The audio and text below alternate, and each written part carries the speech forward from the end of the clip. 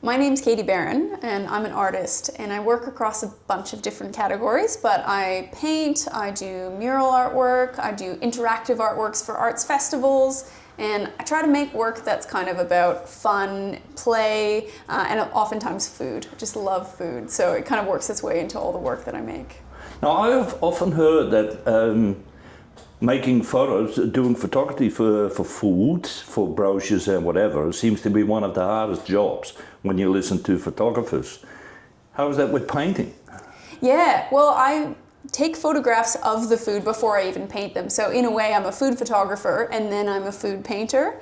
So the food photography is really tricky. You kind of don't realize that a lot of the foods that you see on TV or in magazines, they don't really look like that in real life. So you have to do a lot of things to the food to make it look larger than life. And careful lighting, just like you get a model ready on a photo shoot, you have to get the food ready. So you have to style it, and you have to place, if it's a burger, you have to place the pickle where you want it and melt the cheese just right and really kind of make it look even better than it looks in real life. But how do you style it then? In taste or in looks and colors? Or what do you use? Yeah, I always style food for what I want the end painting to look like. So sometimes it involves stuff that's not even edible to make it look as good as possible. So I did one, for instance, that was a really playful painting, and it was a really tall piece, and it was like a skewer with all sorts of ingredients on it. But in between, there'd be a grilled pepper, and then there would be a toy car, like a Hot Wheels, and then there would be a grilled zucchini, and then another toy car. And for that one, I couldn't grill it because it had plastic cars in it. So I had to paint the grill marks onto the vegetables using a mix of like cocoa powder and Worcestershire sauce and a hot skewer to just make it into the veggies. So sometimes you get really creative and you make foods into something that maybe don't really taste good or aren't even edible, but it's kind of all for the effort of the final image. Now, you fill me in. Let's say you were 5 years of age and you had an apple, you painted an apple and you thought this is fun. Is that how it all started? Or very different? I'm sure I'm wrong.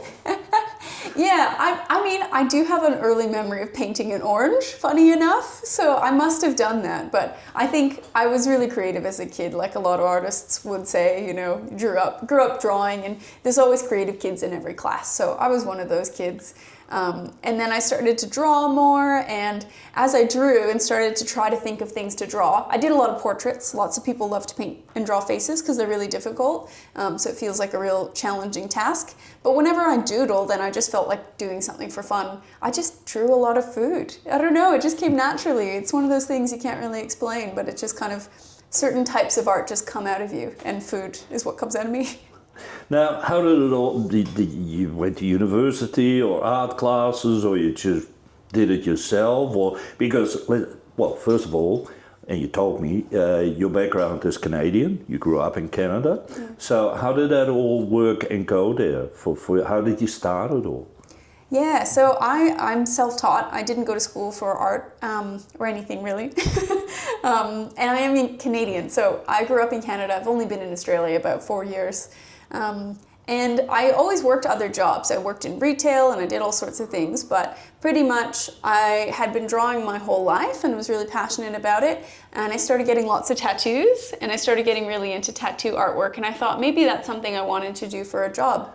So I practiced drawing a lot, because if you want to get into tattooing, you have to come with this great portfolio of artworks and hope that someone will take you on. Yeah, but the hard bit is with the painting, you can say, no, I'll paint over it, this is not good. Tattoo, it's a bit harder. That's it exactly. And I think that's what made me get better a lot faster, was because I was drawing with the intention of tattooing.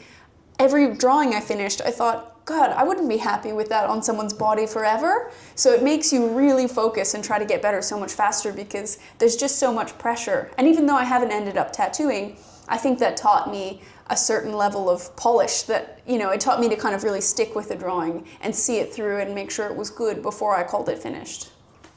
And then out of nothing, you decided, oh, I'm going to go to Tasmania. Pretty much. So what happened was, my partner and I, he's from Brisbane. We did the classic thing. You fell in love. Yes. Okay. I fell in love with an Australian. So we did this very classic trope, which a lot of our friends did. He moved from Australia to Canada to do a ski season. And I moved from the eastern part of Canada, where it's very flat, to the mountains to do the ski season there. And we met each other there. It's a very common Canadian love story. And we lived together in the mountains for 10 years. And then the pandemic happened. And like a lot of people, we were really stuck inside. And we started thinking about, maybe we wanted to buy a home and where did we want to live and all those questions.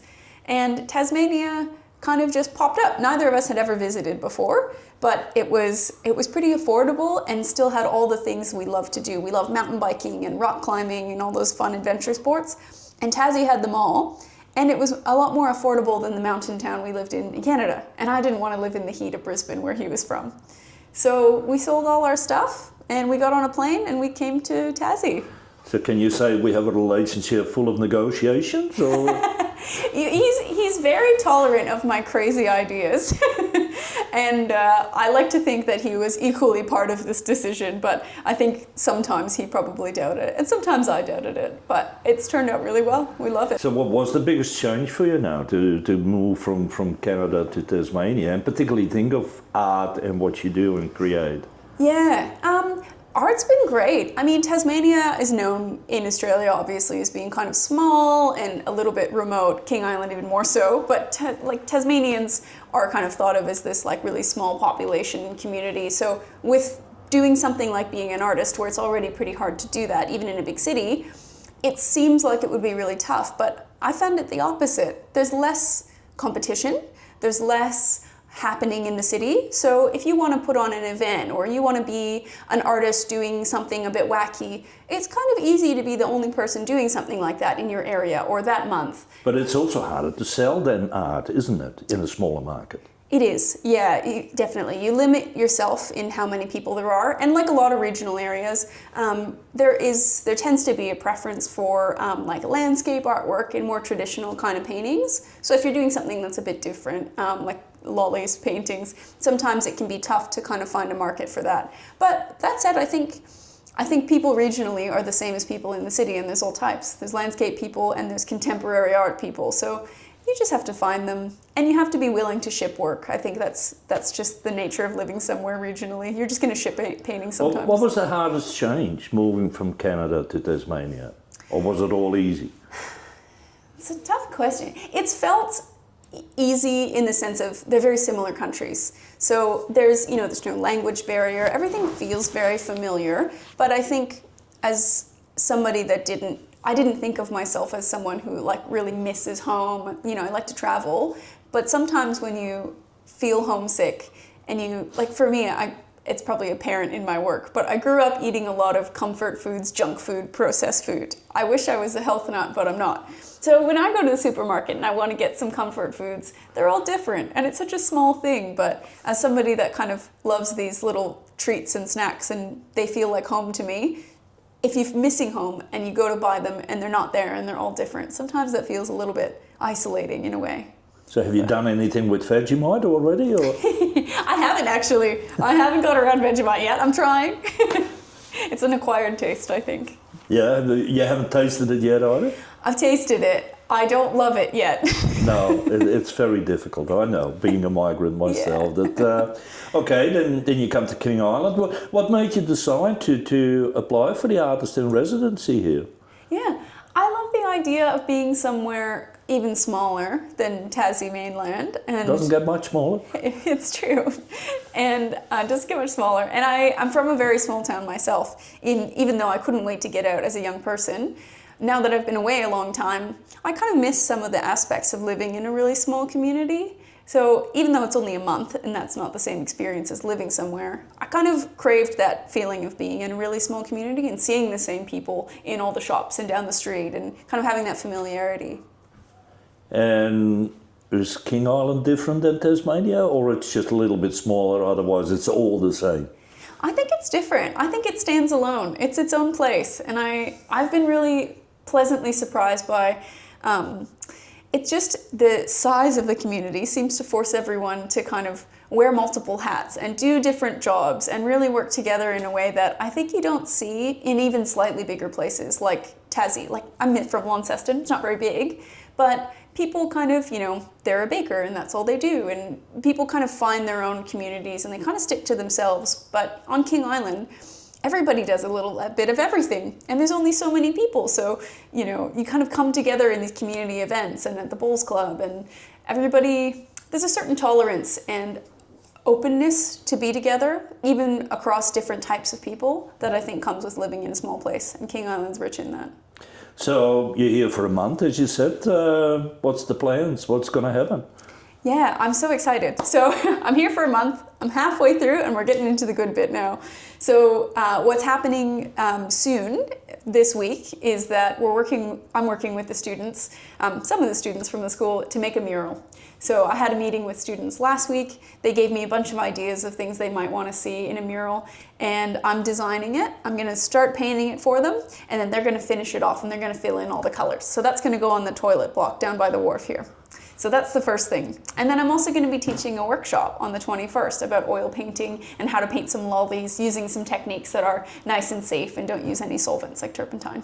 Now, with the toilet block, I have to say I don't often in interviews talk about toilet blocks, to be honest, but can you show me what you're going to do with it? Because you got a picture already, I believe. Yeah, so this is a photo I took of the whole toilet block, and then on my program here I can add different layers and see what it would look like on top. So I've added lots of colorful blobs, I've added some big brush strokes because lots of the kids love artwork, and then I've added all of these designs I did as stickers on top too. So these are the ones that the students are going to fill in, kind of like a paint by numbers. That's a very good idea, and a lot of it you're going to leave to the students, I believe, then, to fill it in, to how to paint and whatever. Yeah, so it was kind of an interesting brief, pretty much, is that I wanted to design a mural that incorporated their ideas, and I also wanted there to be components that they could paint themselves. So I was in this situation where we didn't want to design something that had realism, because I want everybody to be able to paint it and not have to have really high-level painting skills. So I came up with a design that has lots of colors and cool background, and then all around the toilet block there's these big oversized, they look like stickers slapped on the toilet block, and they have cartoon imagery of stuff that the kids love.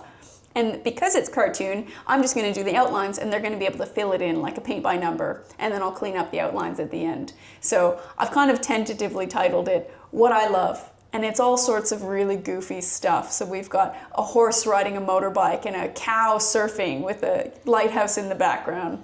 And it's just stuff that we talked about and came up with as an idea together, and just something that will really brighten the area and be really fun and playful.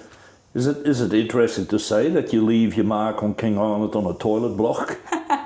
You know what? I'll take it. I'm very happy to be painting a toilet block. I have no shame. Oh, okay.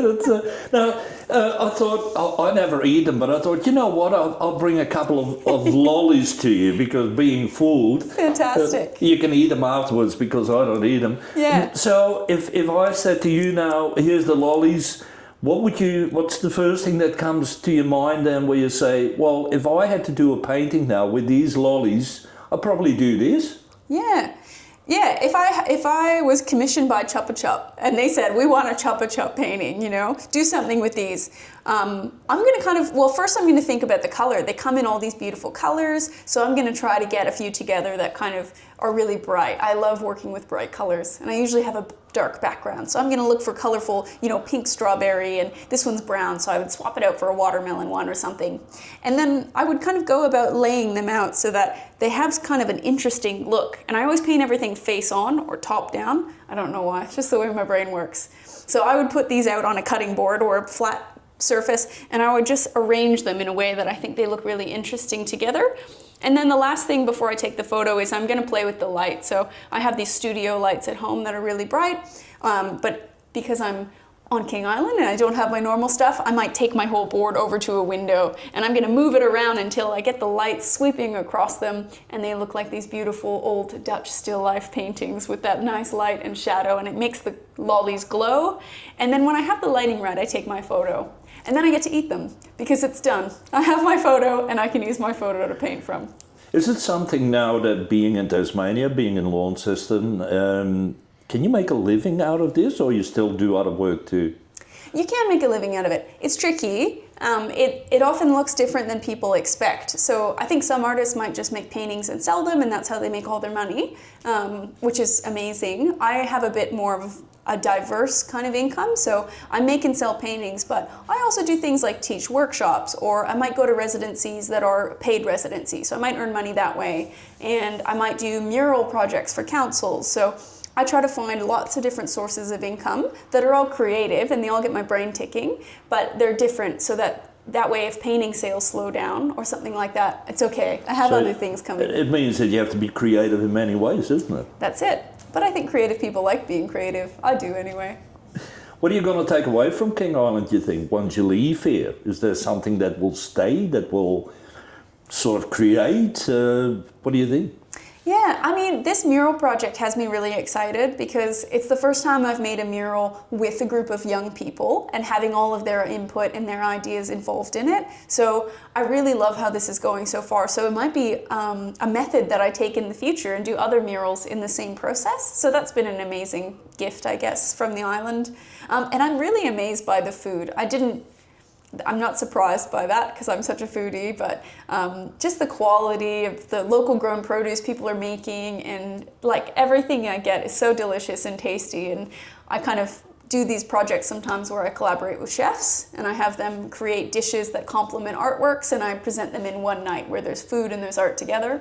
So I'm already thinking about, how can I do that involving King Island chefs or King Island produce, or do it here again, maybe another trip. So I'm sure it'll work its way into my work. Can I see a painting with a crayfish and a bit of cheese and a steak or something? Well, you might. I already have one painting with a cheese wheel cut into the shape of a sailboat. So there's been some little King Island ideas bubbling up in my brain already.